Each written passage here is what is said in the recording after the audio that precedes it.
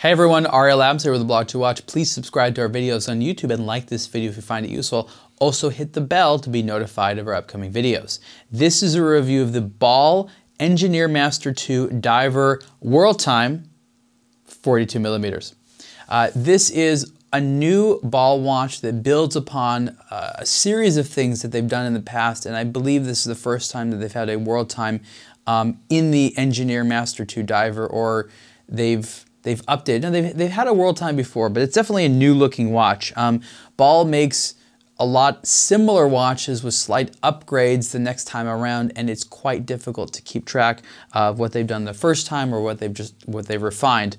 I just remember not seeing a watch that looks like this, but they definitely have a variety of Worldtimers. And Worldtimers are a great complication. The way this is done here is that there is I'll show you actually, there is a special disc that moves around on here. But first, let's just talk about what's going on the dial. First of all Ball watches use tritium gas tubes. So the hands and hour markers have gas tubes. And what's interesting here is if you look at the index style hour markers, not the ones that are built out to look like numerals, rather than being the typical tritium gas tube cylinder, they are actually shaped like little rectangles. So they're angled off and squared, which makes them a little bit bold and makes them a little bit different looking. So you can see the difference. It might be too small here, but definitely the pictures. The 6 o'clock hour indicator, because it needs to be short, uses two small tubes that are cylinders, and then next to it you have the larger rectangular sort of cube applied hour indicator, which is just brighter and looks a little bit better. So it's interesting to see how over time Ball has continued to play with these tritium gas tubes in really innovative ways, and there's even some other Ball watches that use a new type of tube, which is doesn't even look like a tritium gas tube at all, which is interesting. The watch is 42 millimeter wide in steel. It's water resistant to 300 meters, and the rotating bezel is interesting because you operate it from the outside, but it moves the scale, which is actually underneath the sapphire crystal. One of the oddities here is that when you move the rotating bezel, you move the 60-minute timer, which also uses tritium gas tubes for illumination, which is cool, but you move the ring that has the city names on it. And maybe this can help you as well to determine the different time zones manually. I don't use Worldtimers that often to know all the different functionality that can be built in there. This movement, Ball calls it the Ball RR1501-C.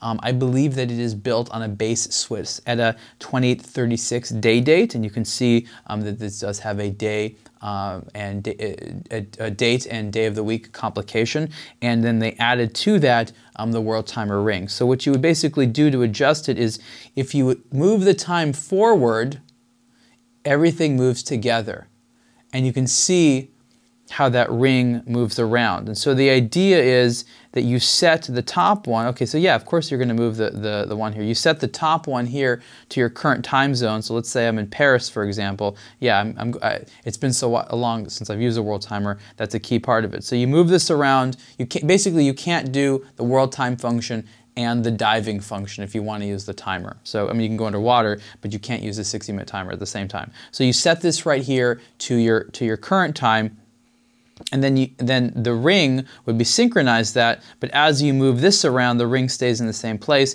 and you just use the ring to know what the time zone is in any one of these 24-hour spots around the world. So it's a really effective Worldtimer, and for people that travel, once you get used to it, it becomes quite convenient. If you see here, the way that you change is when I move time the other direction, only the time changes and not the ring.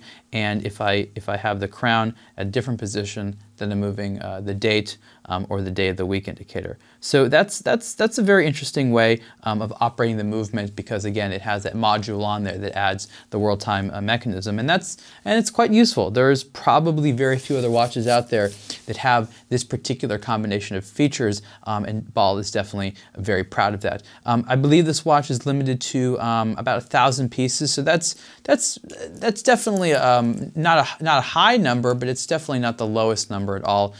Sometimes watches that are limited to way under that are a little bit more exclusive, but 1,000 makes it very clear that this is something that Ball anticipates as being popular.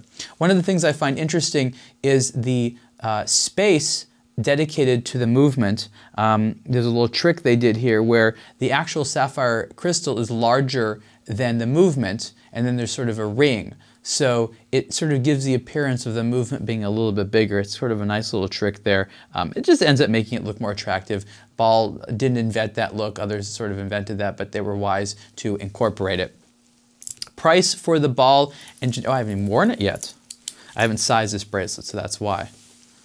I actually find this to be a really attractive watch, and the sort of watch nerd factor is so high because there's so many technical stories about it being a dive watch, about it being a world timer, about the fact that it has this interesting movement, about the tritium gas tubes. It's just got a lot of great, stories on there, and I think that's one of the reasons that watch lovers continue to like Ball a lot. So again, this is the Ball Engineer Master 2 Diver Worldtime 42mm. It is a limited edition. Price is $3,349, and you can see the full review on aBlogtoWatch. Thanks.